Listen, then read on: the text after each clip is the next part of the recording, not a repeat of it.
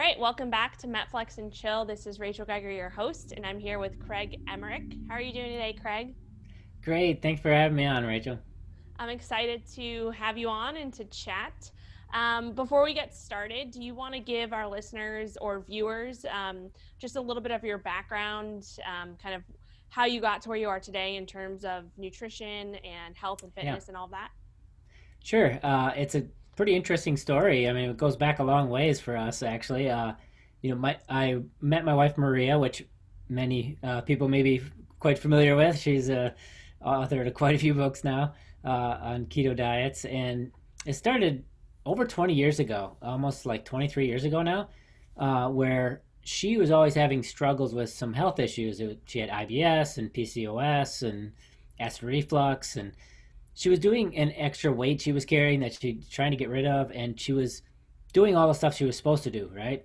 Supposed to, Mm-hmm. healthy whole grains and low fat diets and running marathons, and nothing was getting better. She wasn't losing the weight, and she's like, she just knew there had to be some other way to do it, and by coincidence, or unfortunate coincidence, we she had a puppy at the time that started losing her hair in patches, and we take her into the vet, and the first thing they ask is, what are you feeding her?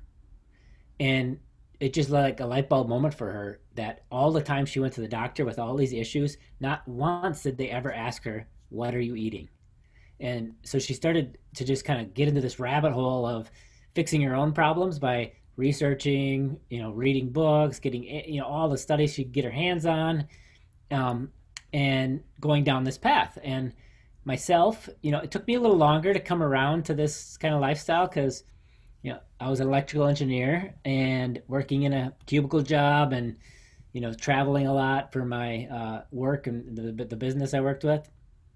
And so, eat at restaurants, and, I have a German background with, I brewed my own beer. And so I was really kind of, hard for me to transition or to make that choice. But I eventually made it on my own because I started to realize how bad I felt when I didn't. Because during the week, she would pack my lunches for me and all that, and I'd feel really good.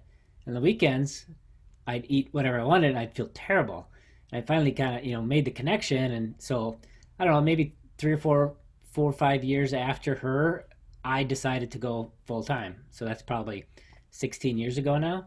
Wow. And I've been keto ever since. And we adopted our sons 9 years ago, and they were 1 and 2 years old when we brought them home from Ethiopia.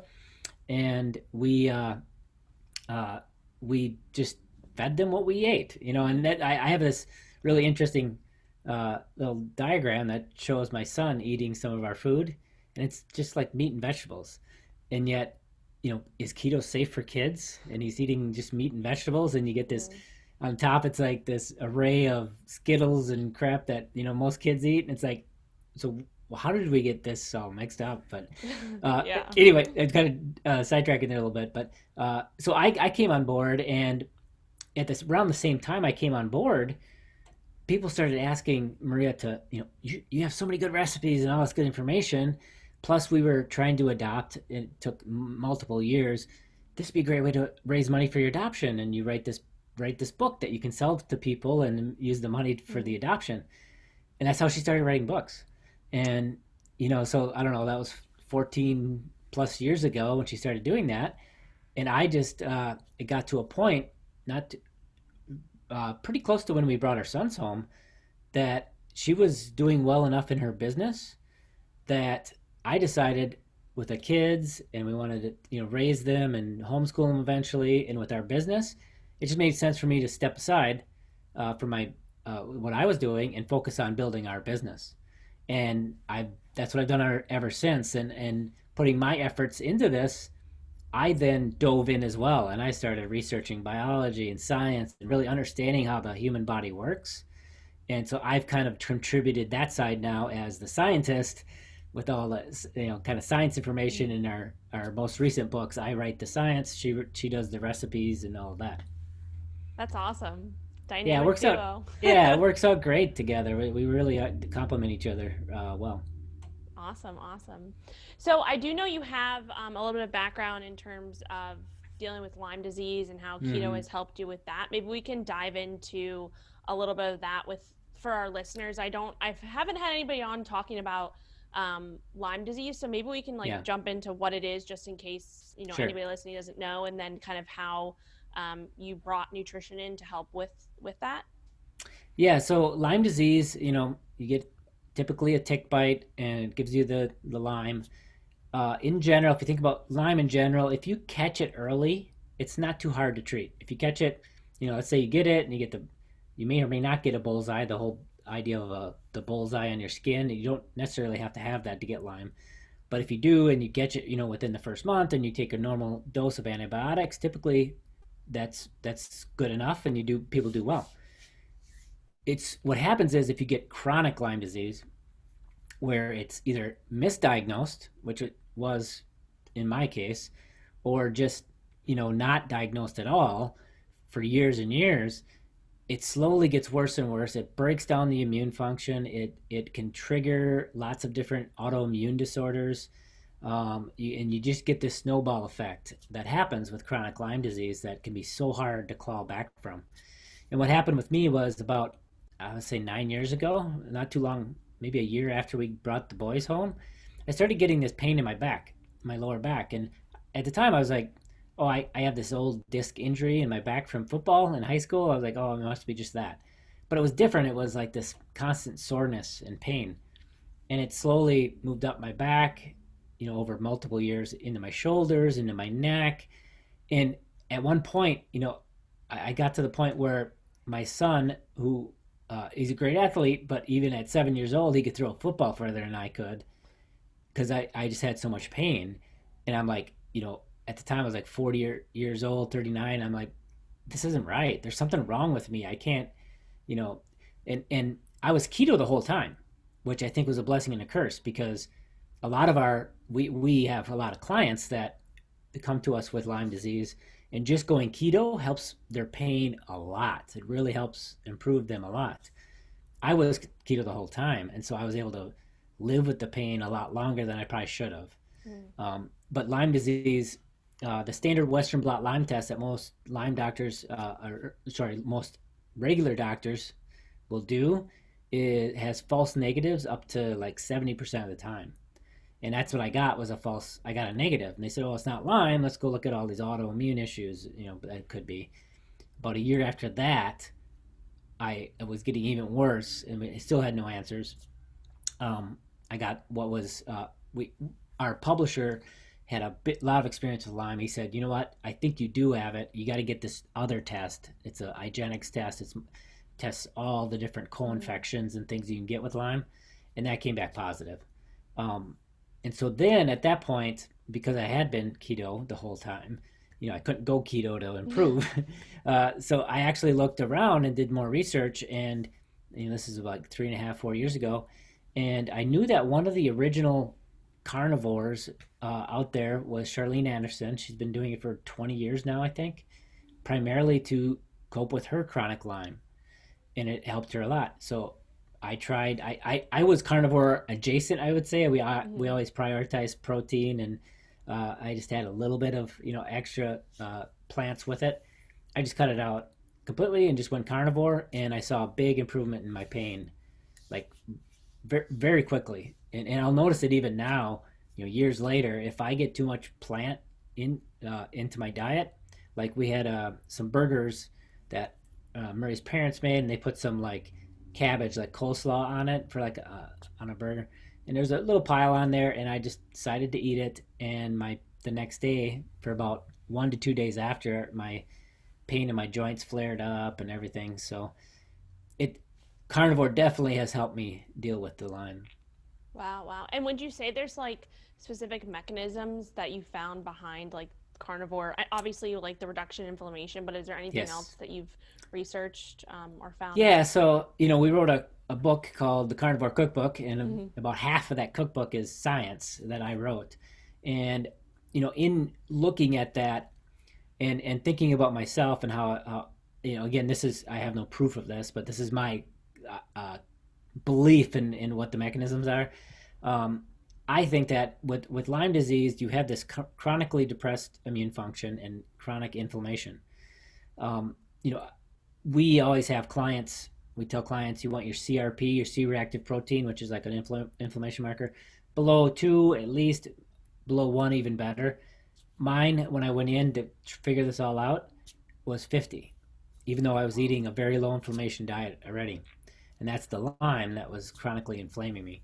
Um, so what happens is that breaks your immune system down. You got the inflammation constantly, and your body gets into this mode of fighting constantly, and that's how autoimmune reactions can start, where it starts to fight everything, including yourself.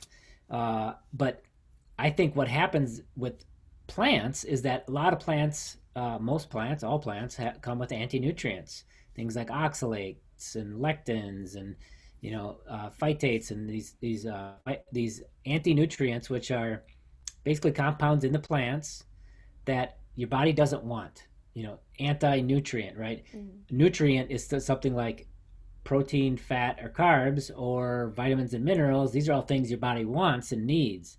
Anti-nutrients are something your body doesn't want, it doesn't need, and it has to detox. And if you got a healthy immune function, you can eat a fair amount of plants without any issues.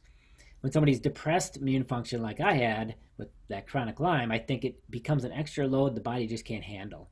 Mm-hmm. And so that detoxing can't handle properly, and that causes the flare-ups and inflammation. Okay. Yeah, that makes sense for sure. And when you work, like you mentioned, you work with a lot of clients. So have you seen kind of this with personal experience with some clients who are dealing with autoimmune issues and some of these diseases? Yes, definitely. We have tons of people that when they come to keto can help a lot of people. And that's what we start with. Mm-hmm. So we say, and we look at carnivore as we're not kind of a zealot, if you will, of, you have to be carnivore and all plants are evil. Mm-hmm. We're more of, it's a tool. Keto is I think a great place for most people to be. Lower carbs, prioritizing protein, and getting all the very nutrient-dense foods, whole foods. For a lot of people with Lyme, that's good enough, and they feel great, and they're able to, improve enough where they can take back their life. Some people, it's not enough, and then we say, let's try carnivore. Let's go all the way to carnivore, see how you feel. And carnivore, really, in the way we designed it in our book, we called it the Carnivore Autoimmune Protocol, where basically you use it as an ultimate elimination diet. You go right to beef and salt. You do that for a while, then you start adding other proteins in to see what other proteins you can handle. Then you move on to maybe eggs, maybe dairy. And then if you want to try to add in some different plants and see how you react and see what you can tolerate, it works great as like this ultimate elimination, diet, and you can find out what works best for your body. Yeah, I agree. That's something, because there are different types of elimination diets for sure. And I feel like a lot of them can get really complicated and complex.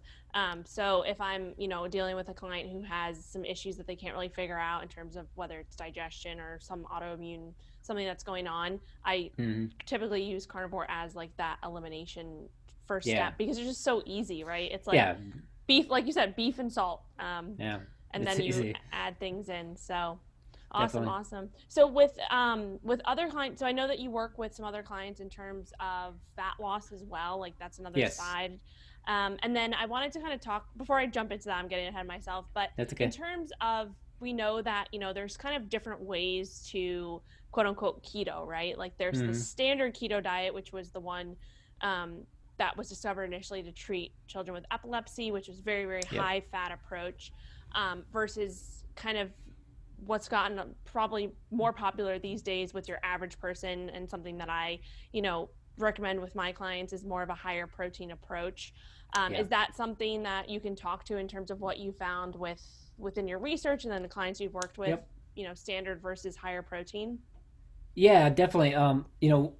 Again, we've got kind of a long history with this. Maria's been really helping clients for over 15 years with keto diets, and way back then even, she knew what worked for her, and it was prioritizing protein. And so she would often tell clients, do a pure protein day. Well, she just coined that term because she didn't know about protein sparing modified fast, which I'm sure we'll get to, but it was essentially that. It was a pure protein day where you just focused on protein. It can help speed up fat loss and all of that. Um, and so what happened is, early on we knew that a lot of people in this community, you know, this is probably 10 years ago now, but there was a lot of influence saying, no, it has to be high fat. It's a high fat, low carb, high fat diet, and kind of that therapeutic approach. And for a while, we kind of played with that, and we just realized, what we originally talked about worked better, and we went back to that. And when I started diving deeper into the science and the biology of how our bodies work, looking at things like oxidative priority and how the body processes different fuels, I started just seeing more and more reinforcement of that method for fat loss, especially. And that's when we got deeper into protein sparing modified fast and that kind of stuff. Like you said, the early epilepsy ketogenic diet was a therapeutic diet to drive up blood ketones to try to manage seizures. And that, it seems like the brain has something going on where that, instead of running on glucose and switching a lot of that over to ketones, you get control of seizures in a lot of cases. And so you want high blood ketones for those cases. That's not a weight loss diet. That's a specific diet for that kind of brain condition. And maybe it's also applicable for dementia, Alzheimer's, those kind of conditions. Everything else, you look at it from the perspective of, you want to burn fat as your primary fuel. That's what being ketogenic is. There's a lot of ways to accomplish that. You can eat nothing. You're probably most ketogenic when you eat absolutely nothing. So you don't need to have fat in your diet to be ketogenic. We look at it from a biology standpoint of fuels versus what protein is, which to the body, protein's really a building block of amino acids. It wants to use protein to repair. Your body's constantly turning over cells. Autophagy is the process where it breaks down aging or bad cells and makes new ones from the parts, as well as amino acids that are used to rebuild the body. The Nobel Prize winner for autophagy, he estimated that we turn over all of our cells in about 3 months, which is kind of crazy to think about. Yeah. But that's a lot of amino acids that are needed to, your skin cells are constantly shedding, and you need this constant supply of amino acids to build. And so it doesn't really look at protein as a fuel. It looks at it as a building block. And then what's left for fuel is you got carbs and fat. And the priority is, if carbs are around, fat is not used. It's an oxidative priority, which means oxidate, or to burn as fuel. The carbs are prioritized over fat. And there's many studies that have shown this. If you take a diet, same calories, increase carbs, fat used goes down in the body. If you lower carbs, the fat used goes up. It just it displaces it. So if you cut the carbs out, now you're just down to fat. And now you just use fat as kind of a dial based on your goals. So you get enough protein to keep building and maintaining lean mass, cut carbs down to little, very, very low, and now fat you adjust based on the goal. If you need to lose body fat, turn the fat dial down in the diet to force your body to use more of its own fat for fuel. So it kind of, from a biology standpoint, it just makes a lot of sense. Yeah, for sure. And do you, when you work with clients, is there any point in time where you do kind of introduce more carbs, depending on like their activity level, their kind of where they're at in terms of their body composition? Yeah, well, a lot of factors. And we just recently did a conference, a keto conference, a virtual one, and we did a bunch of presentations and a bunch of testimonies. One of the testimonies was we know Zach Bitter. We've been worked with him a few times, and in his situation where you're an elite athlete breaking world records, you're going to need some carbohydrate to fuel during the race and stuff.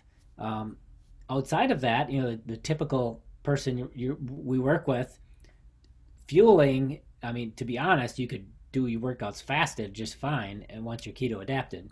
Mhm. Even Zach says, he can go up to 2 hours of workout without any fuel. And there's even just recently someone who did 100 miles with 0 calories, just water. There's a man who did just I to think I heard prove it about could be that. done. And he's Yeah. pretty lean, and Yeah. so you don't really need to fuel. If you want to be elite performance, like breaking world records, like Zach, Mhm. then that's different. As far as clients, it's really about personal preference. We look at it as you don't need to, but if you want more variety and more flavor, textures, you're certainly welcome to add some. Um, Mhm. we also reinforce though where you're getting your nutrients from, because this is a very common mis misunderstanding, is that where are you getting your vitamins and minerals? About 4 or 5 years ago when we started writing our keto book, I put a whole chapter in on this because I was just shocked that even at that point I didn't know this. Uh, where your nutrients are, where your vitamins and minerals are. If you give somebody a plate of a steak, some broccoli, and some blueberries, and say, "Where are your vitamins and minerals coming from?" They're probably going to point to the cauliflower or the Mhm. broccoli or the blueberries, right? Well, we did. I started doing these charts of all these different vitamins and minerals, some of the most essential ones, and comparing broccoli, blueberries, kale to beef and to beef liver.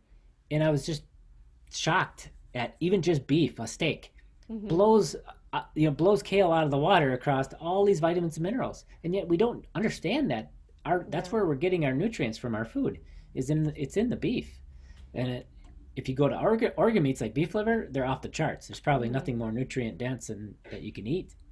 And Yeah. so, from a focus standpoint, focus on the protein. That's where you're getting your nutrients.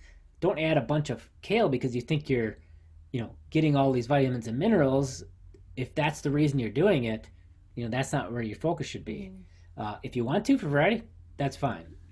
Yeah, yeah, that makes sense. And I think, and it comes back to kind of just like the miseducation of all of this, right? And Yes. also realizing too that not only does, meat and beef and protein and um, organ meat have so many more nutrients than people realize, but it's also so much more bioavailable for your body. So Yes. I think that's another point where people are like, they just don't understand that your body, will, and when I say bioavailability, just for anybody listening, just means your body will much more readily take it up and utilize it and absorb it for, fuel versus the other side of the spectrum.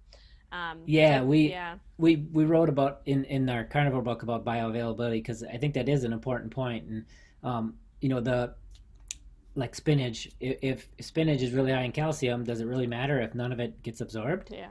Right? Like, and guess what spinach is very high in? Oxalates. Yeah. Oxalates like to grab onto calcium, magnesium, minerals when they are detoxed and leach them out of the body. There's a study in our carnivore book that we referenced that looked at oysters, where if you eat a plain oyster and you test blood plasma, you test how much zinc gets into the blood after you eat it. It goes nice big dose of zinc into the blood if you just eat oysters. If you eat them with Mm-hmm. black beans, about a third of the zinc got into the blood. If you eat them with corn tortilla chips, almost none of the zinc gets into the bloodstream, because those anti nutrients are leaching on to them and detoxing, getting, when the body detoxes them, it takes the nutrients with it. And Mm-hmm. that's why, some of these kale and spinach and some of these, while they're great for variety and all that, I don't look at them as a great source, because if anything, they may actually leach some of the nutrients from your body. Yeah, yeah, for sure. And that makes total sense. I like how you kind of put it, like, don't look at those things as, yes, they have a little bit of nutrients, but look at them more so for variety and like more kind of Yeah, pleasure in your diet color, versus, flavor, yeah, yeah, exactly. Yeah. yeah, That makes sense. So I do want to kind of go back really quickly to PSMF days because yep, that's something that you mentioned. It's something that I use with my clients. I use for myself when I'm in, a fat loss phase. Can we chat a little bit about that and kind of how you guys? I know you kind of mentioned how Maria got yep. into it, but how you utilize that in your practice? Yeah, it's a really great tool. Where back to the biology, if you get enough protein to maintain lean mass, cut carbs almost to zero, and now if you cut fat way down for a day here and there, like to 30 grams of fat for the day, just enough to absorb fat soluble vitamins and make hormones that you need from fat. Um, then guess what happens? The body's forced to use more of its own fat for fuel because you've only got 30 grams coming in the diet. You got to keep moving, right? You don't fall down and pass out. So the energy just to run your body has to come from somewhere, and it comes from the fat stores.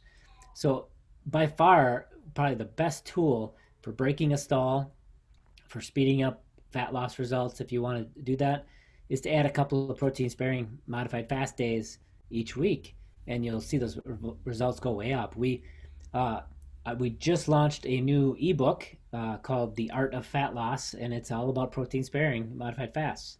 Oh, And I'll send you a copy after this. okay. I'd love to get your feedback on it. But Maria, what's really great is Maria is an absolute wizard in the kitchen, and she has some things in there that you will not believe. I mean, one of the things that people cannot believe with protein sparing is that they're eating so little total calories, but staying satiated, and and they're getting 700 calories for the day, and yet a lot of times get from clients, I can't finish all the food. I'm full, and there's a certain power with that of lowering the fat and carbs while getting enough protein. And she has recipes in there for malto meal and pudding that uses hard-boiled egg whites, which you won't believe. Like, this pudding is legendary because people can't believe how you make it and how it tastes. But there's this really innovative things. Instead of just eat a chicken breast, right? Yeah. She spices it up, and it makes it so it's not boring while you're actually doing a protein sparing. Yeah, for sure. That's the thing too. Like, and that's why I love PSMF days and why I utilize them again for myself and a lot of my clients.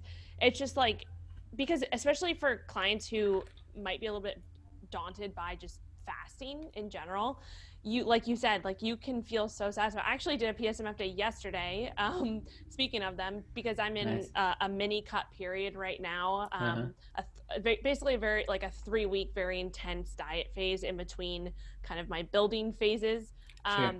And I'm utilizing PSMF days to kind of take out a chunk of calories for the week. And it's just like, if you structure it properly, like, you can eat a good amount of food for me, Yeah. I do like 1,000 calories, my body weight in protein, and then kind of just fill the rest in with fat and carbs, mostly Yeah. just like non-starchy veggies to fill my belly up because I enjoy Sure. that. But it's crazy if you structure it properly, you can really not feel like it's only 1,000 Deprivation calories. at all, yeah. Yeah. And So you maintain lean mass, where that's one of the things. Protein, the whole the name itself, protein sparing, spare your own protein, modified fast. So with a water only fast, you're going to lose muscle. So the best studies on this show that if you fast water only for no calories for over 24 hours, you start to lose lean mass. There's certain things in your body that still require carbohydrates. You need certain brain neurons, there's red blood cells, and there's other things that need some carbohydrates to run.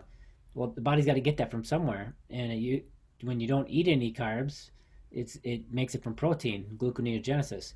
Well, if you're not eating protein either, you're fasting, then it takes your own protein and breaks it down to make the carbohydrates. And that it's about, if you're already keto when you start the fast, the studies show that it's about a quarter pound of lean mass per day of water only fasting. That's significant. If you yeah. do 4 days, that's a pound of lean mass. Yeah, I'm sure how hard it is to build a pound of muscle, right? Yeah. It's not easy, and it's not going to pull from your organs for that lean tissue, right? Because they're way too valuable. It's Yeah. the skin is constantly shedding, so it's always rebuilding that anyway. So the easiest thing to pull it from is your muscle. So it's really taking a lot of the benefits, or maybe all of the benefits of long-term fasting, and taking away the negative, which is losing lean mass. Yeah, for sure. And it makes total sense. Do you recommend, like, do you have any caps in terms of, how many times per week you recommend it, or is it all just based off the individual? I know for myself, like, I typically don't go over, like, if I'm in a fat loss phase, typically don't go over like 2 days. Like, like 2 PSMF days per week would be like the end of my fat loss phase, Yeah. and only incorporating like one per week. Do you have any like cap on that?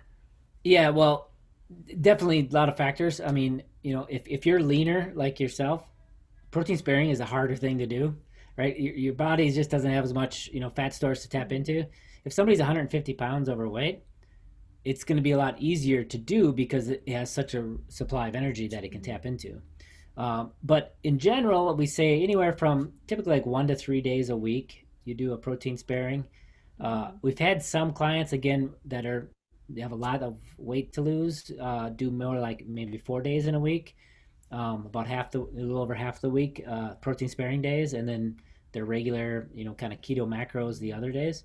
Mm-hmm. But yeah, it's not so much about like starvation mode or any of those kind of myths, but more about you're only eating 700 calories, 800 calories, and so while you're eating the very nutrient dense foods like animal proteins, you're just not getting a lot of them. Mm-hmm. And so the vitamins and minerals the body needs on a daily basis, you just don't want to do that constantly and start to get deficiencies. So Mm-hmm. you want to kind of mix it up for that reason. Yeah, that makes sense. And do you ever recommend like supplements during that time at all or anything like that? Um, if you're just doing it a couple days a week, we don't really, in general, Mm-hmm. other than standard things we normally recommend, like electrolytes, and I think it's good for pretty much everybody to take magnesium because I think like 80% of the population is deficient, and we just don't get it from the water and the soil anymore. It's all depleted. Mm-hmm. Uh, but other than this, kind of typical things we normally recommend, there's nothing we additional. And if you're going to start pushing it to 4 days a week or something like that, then maybe it's a good idea to take a quality multivitamin or something like that. Mm-hmm. Yeah, that makes sense. And then I did have another question. Uh, so we were talking about fasting a little bit. So do you incorporate, aside from the PSMF days, like any intermittent fasting protocols for your clients? Have you seen some successes with some versus others at all? We don't ever recommend for vast majority of people and for fat loss and healing in general to fast longer than 24 hours. Again, because of losing lean mass and protein sparing is just a better option. Um, we do have a lot of clients that do intermittent fasting and even all the way to one meal a day if it works for them. Uh, I think it's almost more of a preference if they want, Mm-hmm. if it works well for them, and you know it becomes kind of natural once you're keto because you're just not as hungry as often Mm-hmm. when you're eating properly. And so going to like 2 meals instead of three just becomes kind of natural, and they naturally intermittent fast because of that. Again, I think it depends a bit on your state. Like I used to intermittent fast quite a bit.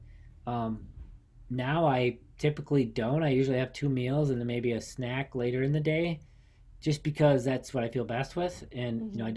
I'm I'm at goal weight. I don't want to lose any weight, and so I don't feel like I need to Mm-hmm. necessarily. But yeah, it depends on goals, depends on the person, and a lot of times it's just for preference. It works out great for people because you only have to prep 2 meals, you only have to cook 2 meals and clean up 2 meals versus three. It just Yeah. becomes easier.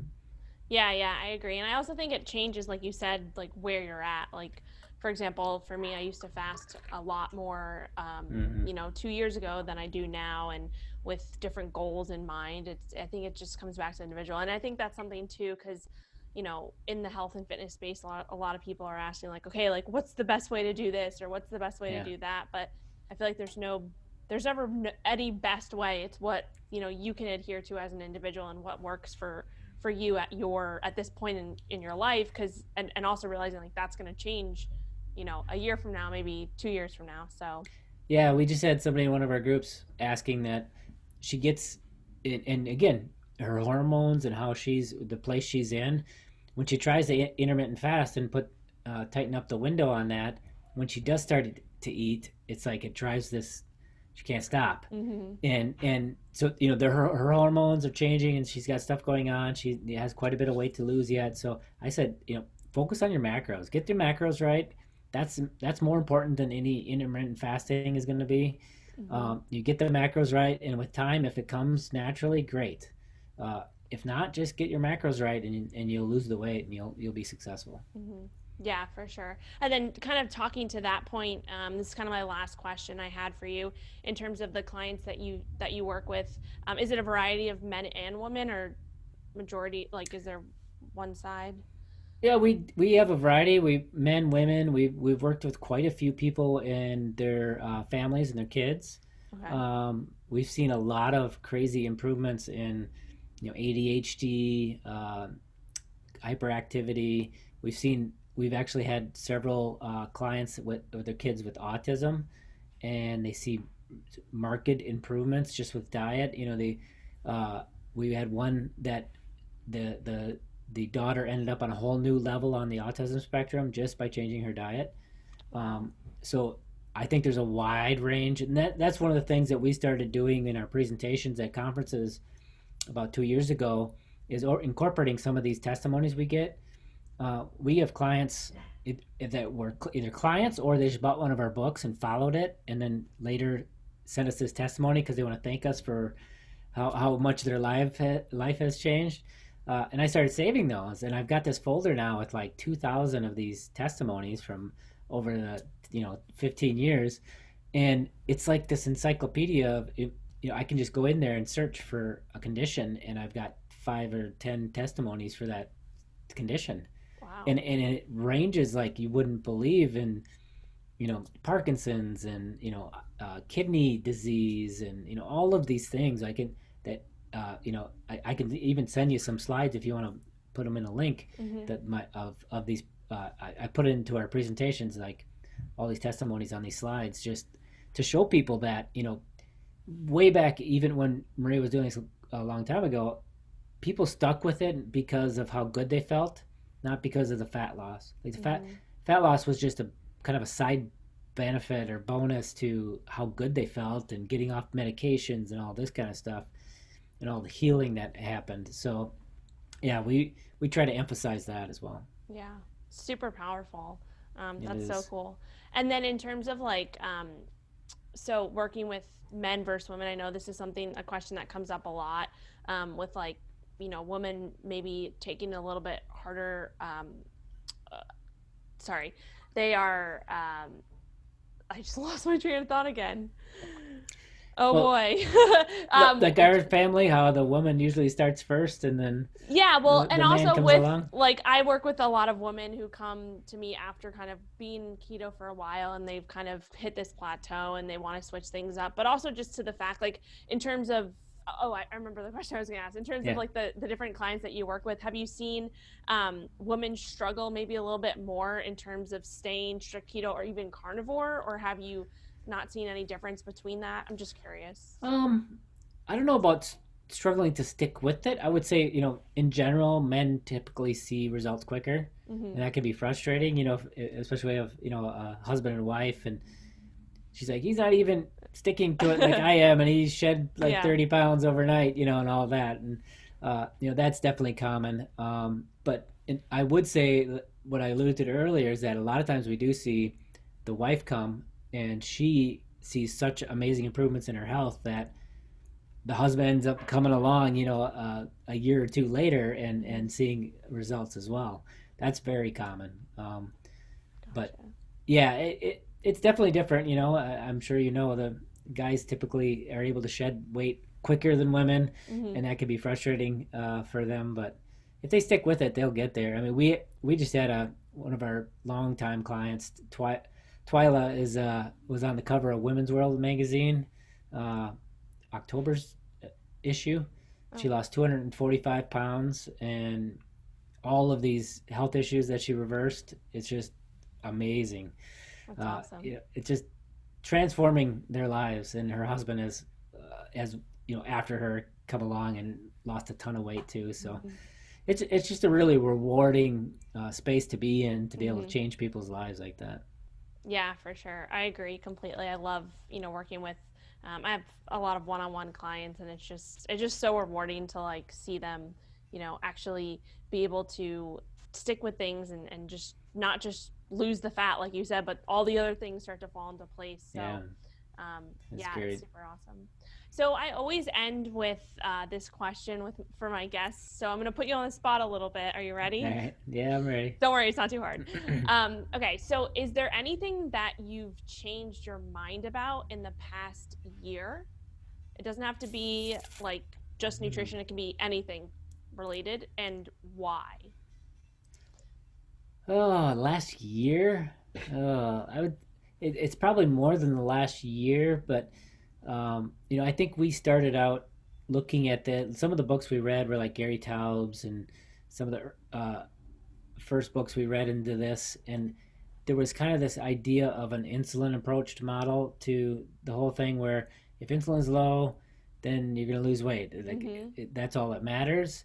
And I've come to understand. I mean, we work a lot with like Dr. Ted Neiman and some very smart people in this space, and I've come to understand over the last few years that it's not just insulin. Transient insulin is not a problem. Like, and fearing any spike in insulin is not necessarily helpful. You need insulin. You need insulin to go up for, well, obviously carbohydrates is the worst, but even if you limit carbohydrates, you need insulin to go up to utilize protein and build lean mass. You need insulin to go up when you eat fat so that your blood doesn't get overloaded with fat and you store it off or you burn it. Insulin's not this thing to fear in a transient setting. Mm-hmm. Chronically elevated insulin, that's something to be worried about. In our conference, I did a presentation that was kind of focused on protein sparing, and one of the things I touched on was insulin, and I made this analogy to a car, like your speedometer and your tachometer, right? Your tachometer is like your insulin. The speedometer is like your blood glucose. And you could have blood glucose of 85, looks great, but your tachometer, your insulin is pegged. It's redlined, right? You got an insulin of 20. That's bad. Glucose looks great. Insulin's sitting there at 20 because you're essentially diabetic and just not been diagnosed as one. Mm-hmm. And that's where you can look at something like HOMA-IR and get a better reading of that. Another state, maybe you're keto or carnivore and you got 100 or even 110 fasting glucose, which might sound a little high to outside of keto space, but your tachometer, your insulin, it's idling, barely moving. It's at 2. So if your insulin's 2 and you got a little bit higher, it's nothing to worry about. Your HOMA-IR is solidly in the good range. Mm-hmm. So I think that's kind of something that I've come around to really look at as, insulin by itself is not something to fear. You shouldn't fear ever spiking my insulin or anything like that. It's just you want it to be transient and come back down and be part of the process.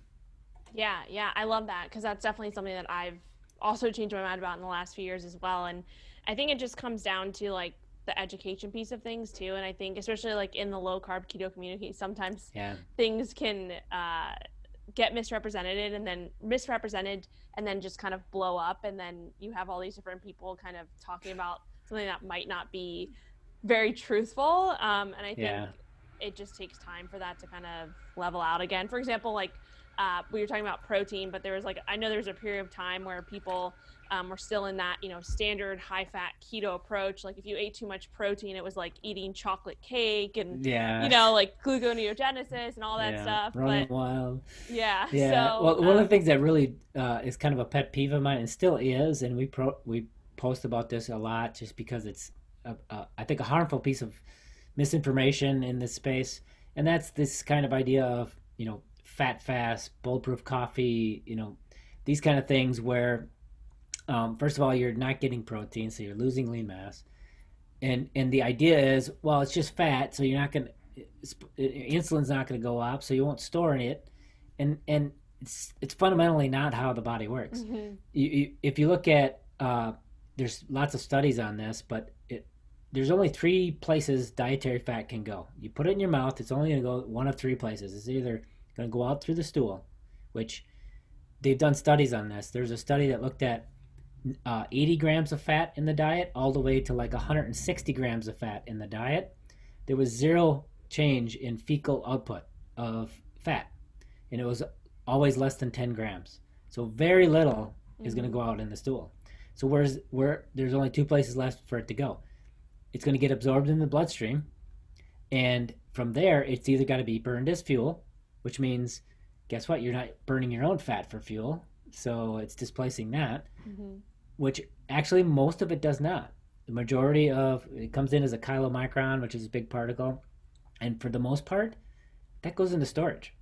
So all the fat going in your diet, almost all of it, goes into storage. And from there, you have this kind of fat flux mechanism where fat is always going in and out of your fat cells through the blood. And you can burn some of that, right? You can Mm-hmm. burn the free fatty acids in the bloodstream, right in your muscle, which is what you do a lot when you're keto, and especially when you're working out and all that. And some can go back in. So you kind of want to you look at fat in that context. It's like, why am I drinking 400 calories of fat in my coffee, and it's all just going to go into my fat storage and then have to be, used as fuel and displacing the already stored fat I have, right? Mm-hmm. It just doesn't make a lot of sense, and it actually can be harmful for some people, and we've done posts on this. Yeah. But that's one of my biggest peeves is, and the other one is they'll drink that to extend their fast. Mm. And it's like, okay, you just had 400 calories. There's no benefit of intermittent fasting another 3 hours that's going to offset 400 calories of refined fat that you just drank. There's Yeah. none. It's a huge pet peeve of mine. Yeah, same. And it's just a big misconception. I think that's also where like keto gets a bad rap too, because like it people say, keto is a high fat diet, and so if I add more fat to my diet and I'm not spiking insulin, then I'll burn more fat and I'll lose fat. And it's like you said, it doesn't work like that. No. In that sense. So yeah, I Yeah. think there's just I think it's just really education is like the biggest thing. Yeah, I mean, keto is. I mean, obviously, we love keto. We've been doing it for 20 years in this household. But it's a powerful tool to not only prime your body to use fat as fuel, and there's even been some Volek and Finney studies that show even a year after going keto, athletes are still getting improvements in fat oxidation rates and all this stuff. So there's this sort of long adaptation process that can continue to see improvements, but also, you're controlling the hormones of hunger, like back to protein sparing. That's the big power, really, Mm-hmm. in this for fat loss, is that you control hunger and you're able to eat less and be satiated. Mm-hmm. Yeah, exactly. And then also to the fact that, keto is not just a high fat diet, it's a state, right? Ketosis Yeah. is a metabolic state. And I think that's another thing that people, they just think, okay, keto, high fat versus, wait, Yeah. no, keto is short for ketosis. Yeah, and So, primarily burning fat as your primary fuel. yeah. And it makes so much sense from the way the body is, too. And I go back to a car analogy. It's like having a hybrid car where you've got a battery that can go maybe 20 miles on electricity. And then you got this gas tank with 400 miles. And you're constantly using the battery and you're never using the gas tank. Mm-hmm. Like, that wouldn't make any sense in a car, right?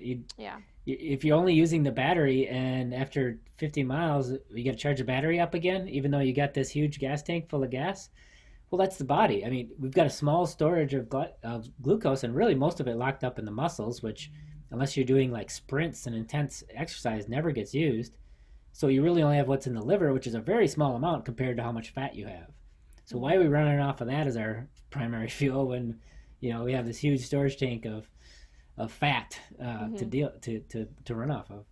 Yeah, for sure. And again, I think it's just like the education behind it. And then also too, obviously this like MetFlex is short for metabolic flexibility, something I'm super interested in, and just the clients that I work with, like I mentioned, they go keto for a while and then they get to this point where maybe they hit a plateau or they just want to incorporate some more carbs in their life, just from a realistic standpoint in terms of like what their reality is, right, and what works for them and what they enjoy, or performance-based goals if they are doing more high intensity stuff or anything like that. So I kind of try to bridge the gap between figuring out like where you are on kind of this spectrum, and will incorporating carbs help you? Is it something that you want to do, but is it necessary? Maybe not. So that's kind of where I come in. But I think it all just comes back to the individual and also just being educated on these different approaches. So Have you gotten a copy of Dr. Westman and Amy Berger's new book? Uh, Which one? they just came. It's coming out in a few days. It's Carb Sanity, I think it's called. I think, Oh, or really? no, end your carb confusion. I think Oh, it sounds like it's right up your alley yeah, about I'll kind have of to check that individually out. finding your where you want to be. But Yeah, I'll definitely check that out. And then I would they're love good to for friends of sure ours. check out, yeah, I would love to for sure check out the PSMF cookbook because that sounds Yeah, I will email interesting. it over after this. Yeah. I have something on my website. I have like a hunger hacks ebook Oh, is what I okay. call it, and I send that to a lot of, well, people can download it, but it's kind of the same concept, just higher volume, very low calorie foods that are Yeah, mostly protein based, and like I yeah. use a lot of those for my PSMF days just to kind of keep the satiety up. So Awesome. awesome. Cool. Sweet. Well, thank you so much for coming on. Do you want to tell our listeners or viewers where they can find you, like your website, social media platforms, all that stuff? Yeah, absolutely. We have a free blog with tons of recipes and information. It's at mariamindbodyhealth.com. And then we have a keto-adapted.com, which is a support site, and we sell our ebooks and all that kind of stuff there. And then on social media, it's usually either Craig Emmerich or Maria Emmerich. And we on Facebook we have a Keto Adapted page and a couple of groups. We have a keto group, a carnivore group, and a 30-day ketogenic cleanse group. Awesome. Awesome. I will definitely link all of those in the show notes for everybody to Thank check you. out. Awesome. Awesome. All right. This is great. Thank you so much for taking the time to chat. Thank you so much for having me on. All right. Talk to you soon.